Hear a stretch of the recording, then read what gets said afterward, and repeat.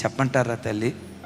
23 సంవత్సరాల సేవలో ప్రారంభంలో మనుషుల మీద నమ్మకం పెట్టుకున్నాను, కానీ యేసయ్యను రుచి చూసిన తర్వాత, మనుషుల పరిస్థితి అర్థమైన తర్వాత, యేసు మీద తప్ప ఏ నరమాత్రుని మీద నమ్మకం పెట్టుకోవటం ఆపేశాను.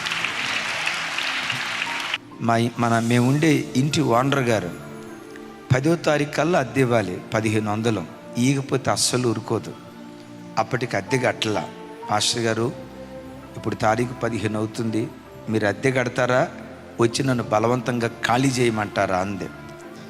రేపు ఆదివారం ఆరాధన ఉంది, వచ్చే ప్రజల్లో ఎవరో ఒకళ్ళు కానుకీకిపోతారా, దేవుడు ఎవరినో ఒకళ్ళని రేపకపోతాడా, ఆ డబ్బుతో 1500 రూపాయలు అద్దెకి ఇగిపోతానా అని రేపు ఆదివారం ఇస్తానమ్మా అన్నాను.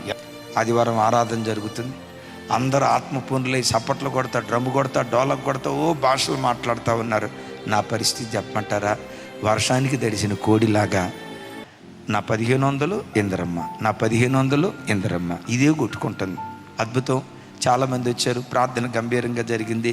వచ్చిన కానుక తీసుకొని వెళ్ళాం, ఫెయితోలో పెట్టాం.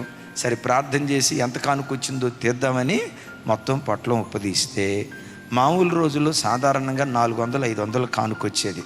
ఆ రోజు దేవుని మహా గొప్ప కృపను బట్టి 40 రూపాయల కానుక వచ్చింది. ఇక వినండి, 1 గంట నుండి ఆ సెకండ్ ఫ్లోర్లో కుర్చీ దగ్గరికి లాక్కొని ఆ కుర్చీ మేము చేతులు పెట్టి ఏడ్చానండి.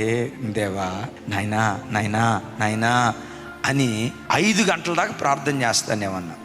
చిన్నకాలనీ నుంచి ఒక తల్లి ఫోన్ చేసింది.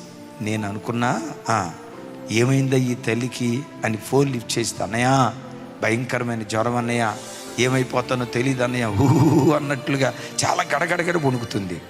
నాకు బాధ అనిపించి ఆ 40 రూపాయల్లో 10 రూపాయలు తీసుకొని ఛార్జీ పెట్టుకొని వెళ్ళా. ఆడ ప్రార్థన చేశాను. తిరిగి వస్తూ ఉంటే చెనకాలనీలో ఒక అన్యురాలు, ఎప్పుడు చర్చికి రాలా, ఒక అన్యురాలు నన్ను చూసి పాస్టర్ గారు అంది. ఏంటమ్మా అన్నాను.